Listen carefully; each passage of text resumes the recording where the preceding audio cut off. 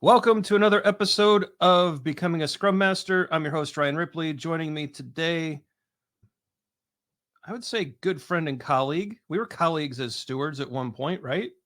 That's right, Mr. Ryan. Yeah. John Coleman. John, how have you been? Great. Thank you so much for having me on the show. Of course. Glad you're here. John, I'm going to jump right into it. Of course, you're a fellow PST with scrum.org, but before that, definitely a Scrum Master. And so this is all about becoming a Scrum Master. A lot of people want to know the origin stories and our advice and tips. And so I've got 5 different questions to frame that out. And I think we'll just Sure. get into it. So, can you share the story of how you first encountered Scrum and what motivated you to take that next step and actually become a Scrum Master? Thanks, Ryan. I was in a factory in Ireland. That's where I'm from originally. And it was a very big factory. There was a supply chain of 10,000 people. And I was working in a supplier as part of that supply chain. And we were a critical supplier. And the dogs in the street knew that there was a new factory being built in Poland, but we weren't supposed to know. It was supposed to be a big secret. Hmm. The general manager of the factory came to me and he said, John, I was an IT manager there, and he said, John, I need you to increase the capacity of the factory by 40%, and you got 4 months and no floor space to work with. I said, thank you, Joe. Joe was the guy's name, Joe Kavanagh. And we were struggling with even small changes. So because we had a lean program and they had all these continuous improvement initiatives, and even a small change was taking 9 months to get through because we had lots of queues. And so I knew I was in trouble, Ryan. So I went over to get trained by Ken Schwaber in London, biggest Scrum Master class I've ever seen. I think there were 15 tables. I think I was at a table of 10. Wow. Roman Pitcher was there as well. And there was another UK trainer there as well. His name isn't coming to me right now. And yeah, I learned all about Scrum, went back and destroyed the factory in Ireland. Joking. It was a good ending. Yeah. That's quite a class to be in. And learning it straight from Ken. I was fortunate enough to get into a class with Ken while he was still teaching, and it is quite the experience. So, It is. And it was like, I had been reading about Scrum for a while and I'd heard about extreme programming a few years before. And here I was in this kind of impossible situation. I felt like I was going to get fired one way or the other. So I might as well give it a go. And so I went for it. And we were actually very successful with it. It was so successful that when someone decided to put another system in at the same time that was dependent on our system going in, and it was going live 2 days later, and we had to think, oh, what if they go live? What if they roll back? What if we roll back? I had to think of all these situations, and then their initiative was running in trouble, so we used Scrum to recover that as well. So it was actually double trouble. It was really good. So that was like a really fresh moment for me. And I said, okay, I was a project manager as well at that point, but I was like one of the worst project managers in the world because the changes would come in and I'd say life changes, business changes. It's okay, bring it in. It's fine. I'll figure out a way to swap things around and change control for more money. But it was probably the right time for me to move on, I think, to something different. you've crafted this wonderful story, so I have to ask, did the factory survive or did it all move to Poland? The factories in Poland and some of the funny stories that I still tell in my training. Some sticker on a bin is still in Poland as well. Yeah, so not much changed. They changed a lot, obviously, since then because there's been progress. But in terms of the design that we put in, I understand that it's still there. Wonderful.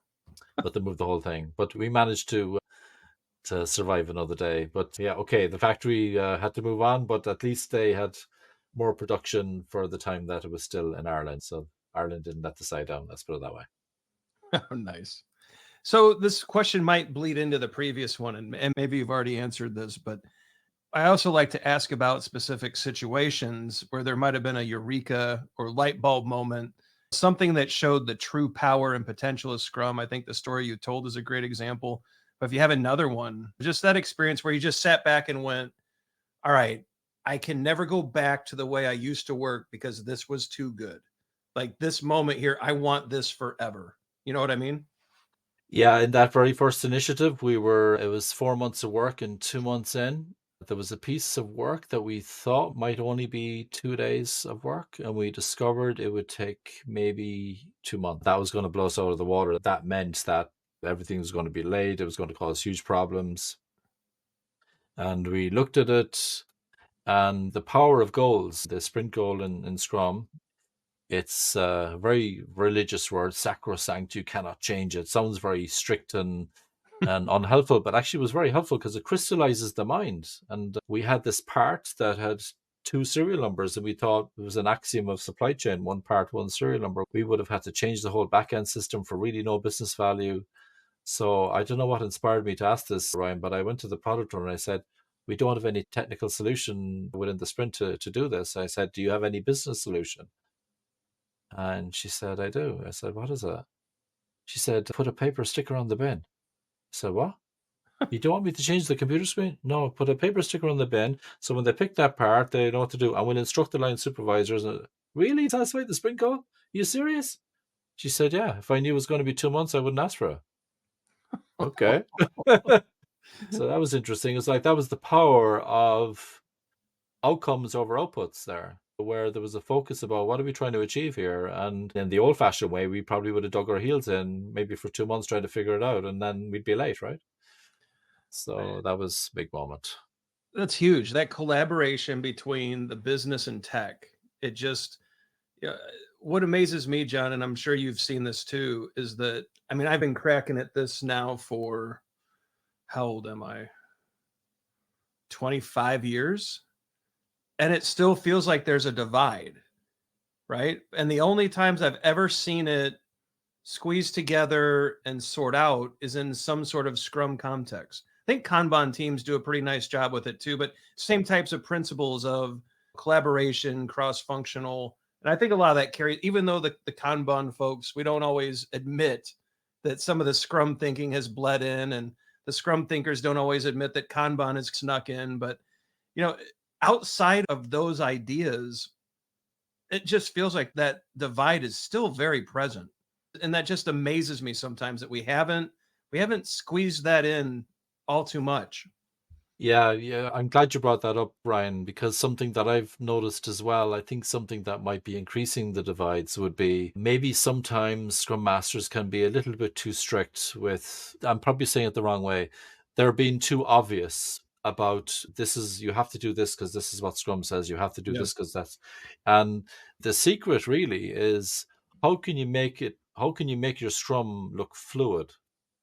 Where we're focusing more on the product and the value than the process. Don't get me wrong, we still do everything we need to do, but the real magic is when it's happening, but it's like nobody notices that it's happening. It's just natural for everybody. It's, of course, we're going to get together and work as a team and head in a direction towards some product goal and take one step at a time and deliver one sprint goal after another, and we'll discover surprises along the way, but we work together and we build trust as a team and we deal with these complex situations. And I think people forget that sometimes, that when they're having all these kind of wars, battles, so to speak, we get a little bit lost. And I think we should all remember that we do really need to come across as helping and not getting in the way. I remember a very distinct moment of frustration, and you've worked with me enough to know that sometimes in my frustration, I will just shoot something out of my mouth and wish I could pull it back. Someone turned to me and used that phrase that you use. They said, Scrum says, and I turned to them, I just fired right back. I've never seen a PDF talk. Knock it off. And Scrum doesn't say anything. It's silent on almost everything that people want it to speak to. And it amazes me. But yeah, I think you're right. The idea that we're here to help rather than be right or be correct or be dogmatic or fill in the other terms hasn't Yeah, really, yeah, that helpful mindset would certainly go much further. I think so. And I think a lot of the maybe misperceptions that people have about Scrum is because they've been learning something different. I'm sure you've happened to you as well. You might even have someone coming into an advanced Scrum Master class, PSM2. They might have been trained a few years ago, thought they were doing Scrum for several Yep. years, and they find out during the class they weren't doing Scrum at all. And they were probably saying, oh, this doesn't work or whatever. It's actually really simple. There's hardly any must-have things in the Scrum Guide, actually. And if you've got a really good Scrum Master supporting you, it'll just feel natural. That's the way it should be. Oh, and speaking of perceptions, the way that the Scrum Master, we have role here, but accountabilities, however you want to place it, how has your perception and execution of the Scrum Master accountabilities evolved over time? Yeah, it's the wording has changed a little bit, and some people are uncomfortable with the latest wording. I don't have a problem with the 2020 guide. I think it's absolutely fine. And the way I'm going as well is I think you could actually interpret particularly the Scrum Master accountability, that does it really have to be somebody, do we have to have someone who's not in the organization? Do we have to create a new person for that? Right. I'm going to say something a bit odd here now, but in the less community, for example, we don't have a big problem with managers. They even have an optional role for managers over there because they think they can fix problems and get things out of the way. They can help Scrum Masters to fix things, which begs the question then, could a manager be a Scrum Master? And I'm in the camp that they could. You have to be careful, of course. You want to foster the self-management, and you don't want people to feel like they're controlled or something like that. But actually, I've seen really good Agile leaders being the manager and the Scrum Master for a Yep. team. I've also seen situations where, let's say, Ryan, you're my line manager. A lot of the time I might say, I hope you're a Scrum Master for a different team. You know what I mean? But I have seen situations just so I can still self-manage because you're looking after my pay review and all Yep. that. But I've seen situations where even where it was the same person, manager, Scrum Master, and it actually wasn't a problem because we were fluid. It all comes back to not overcooking this thing, that we're just trying to work together to figure out how we're going to do this thing. And somebody's worried about the value, somebody's worried about the effectiveness of the team, and somebody's worried about quality, and together we're all trying to make things better. And I really like the way Scrum.org have moved the needle as well in terms of merging with other approaches. You mentioned the influence of Kanban, so we're less fussy now about how you size your work, for example. And Lean UX is that we have a Lean UX class, a Scrum with Lean UX class, which I think is amazing because there's lots of talk about what percentage of your backlog is really actually used by users and customers, and you could actually get rid of a lot of those if you ran for some items where you've got the customers banging the door down, you just build those. But for the items where you're not really sure you can harvest the value, you can now use Scrum with Lean UX, and Scrum.org are like right there with this. And I think it's really cool that we've got discovery to delivery within the Scrum house, and now we've got Scrum with Kanban, and we've got lots of variety as well, haven't we? We got people who are good at DevOps, Yeah. some good with executives at scaling, all sorts. It's a really healthy, nice community. It is. It's certainly a great group of diverse thoughts and mindsets. And sometimes it gets a little messy, but what I like about the group is that we always clean it up pretty quick. Yeah, that's true. So very good. I think we'll move into advice. I know sometimes advice is a dirty word, but in this case, we're going to encourage it. What advice would you give someone who is aspiring to be a Scrum Master? They haven't started yet, but they're looking at it, they're kicking the tires, they're thinking about it. Yeah. So this is very interesting because it comes up a lot for me that I often ask people when they come to my training, are you curious?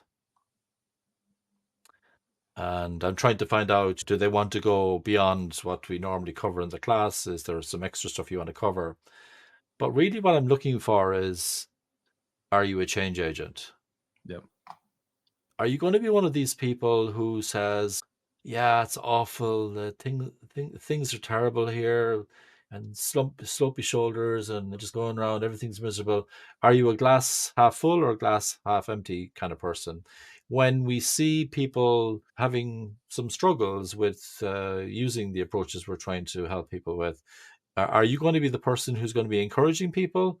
Are you going to be the person who's actually against the whole thing? So I think the material question is, are you a change agent? Are you willing to be the face of the change on the inside? Because the customer will change us from the outside. Are you willing to help managers, people in teams, people in other teams to see another way of working. Okay, so you invite people, of course, to change, but the people, once they've said, I want to do this, are you willing to really help them on the hard road? And when things get difficult, are you willing to really dig deep and help people to get through it?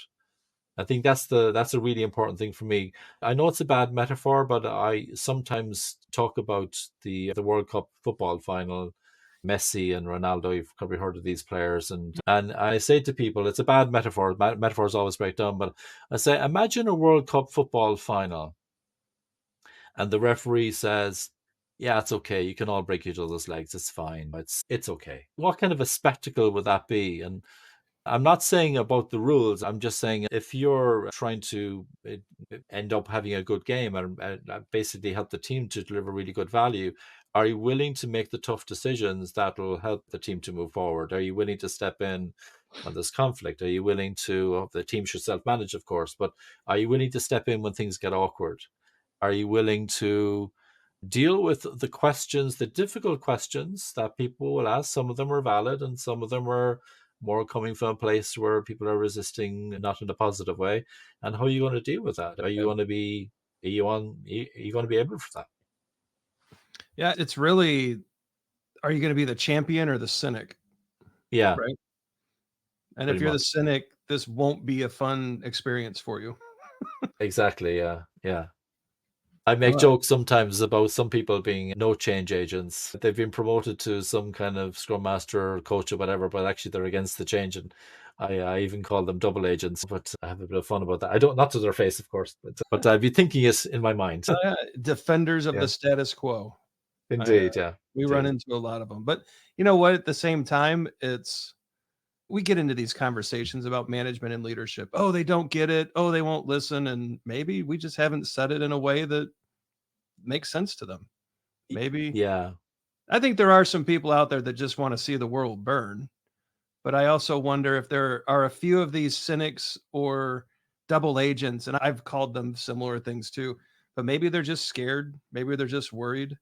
It was actually yeah, Esther Derby's work who opened me up to a lot of these ideas. I'm not naturally full of empathy, right? So I really have to try hard to think about why would this person be upset or why would they resist? And because normally I'm just like, just do it. It makes sense. Just come on, let's just do the very logical, direct, what I think is yeah, logical and very direct. And yeah, it's just you meet all sorts of types. And I think to your point, if you are not that positive champion of change, those different personality types and resistance are just going to wear you down.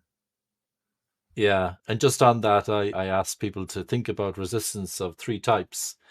So you have the genuine person who really cares, because sometimes we can be guilty of saying, "Oh, they're just putting up a fake wall. There's no wall. They're Yep. just resisting." But actually, sometimes there really is a wall. And if we actually understood their business domain, a technical domain, we might say, "Oh, we don't have 10 tools in the toolbox. We can only use two, maybe even only one." So they can be your biggest champions. So I take resistance as a gift sometimes. And then you have the person who always says no, no matter how good the idea is. They'll always say no. And then you'll have the person who says yes to everything, but they won't do anything. They give you lip service, which are the most dangerous people. Yep. And I was having a chat with a coach recently, and I was saying, how did one of the colleagues moved on? I said, "Oh, how's that guy getting on? How's he getting on the new job? Oh, he's having an awful time. Everybody's saying no, and they're telling their friends, no, don't do it." And then and they said, "We think we prefer where we are because they're all very nice. They don't act like that." And I said, "Do you know what? I think I prefer to be where he is, because at least they're being honest and they're saying no. I can Yep. deal with that." And we can say, okay, maybe I don't need to change in your area. Maybe I can work with someone else who wants to make some change.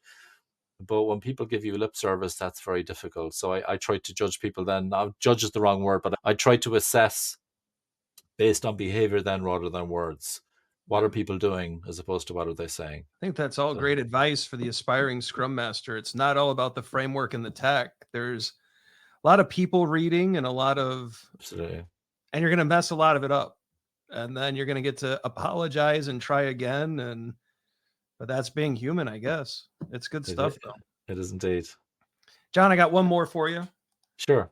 So I know this is a tough one. I think we're all avid readers. And I don't know about you, but I've got a stack of books as tall as I am in my backlog. But what is the one book that every Scrum Master should read? And it doesn't have to be a Scrum book, doesn't have to be an Agile book, but what do you think is the one that, yeah, go ahead and grab that right now?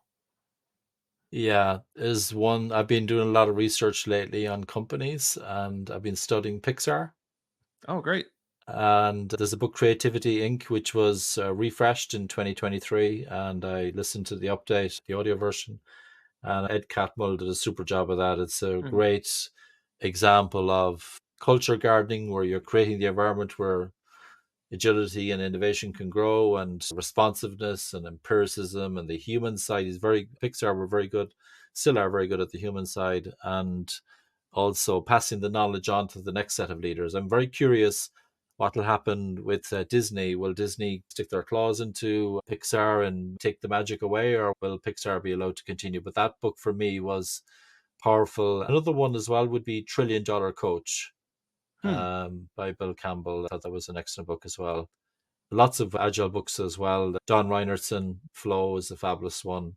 Yep. Even for people who are into Scrum, Flow is a big concept now that's supported well in the Scrum Guide. So they'd be, sorry, probably give you too many now, but No, no, no. And yeah. I'd even add your work on complexity to that. I think every Scrum Master should be looking at those different ideas and thoughts. You're also a contributor to the Kanban guide, and there's no reason why a Scrum Master shouldn't know the ins and outs of Kanban as well. And so you've made a lot of contributions in those areas, and I think Scrum Masters should definitely be taking a look at your work as well. Thank you, Ryan, and yours as well. I hope your recent book is doing well, the evidence-based management. I think people like it. We'll see. If the royalty check is bigger than $1.25, I'll be happy. Right.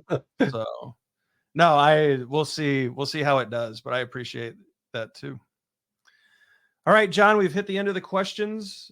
Thoroughly enjoyed getting to catch up with you. We don't do this enough. Anything you'd like to get in front of the audience before we call it a day? I think we just need to be nice to each other, and let's try to avoid gaslighting and saying that, oh, that community over there are terrible, they're all awful. There are some really good agility coaches, there are some really good Scrum Masters, there are some really good product managers, product leaders, and let's not be throwing stones at each other. Let's try to work together and see what we can do to make the world better. Love it. Great. Thank you, John. And I hope we get to do this again soon. Thank you so much, Ryan. Pleasure.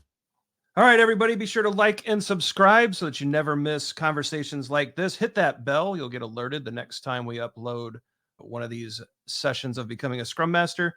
Some videos are going to pop up. It's our free Scrum Master 101 and EBM 101 courses. Check those out. We think you'll like them. For John, I'm Ryan. Go forward, do some great Scrum things, make connections, right? Everyone's failed at it. Let's just decide to be better at it. Make connections, work together. And I think everyone benefits in the end. All right. Take care, everybody. See you next time.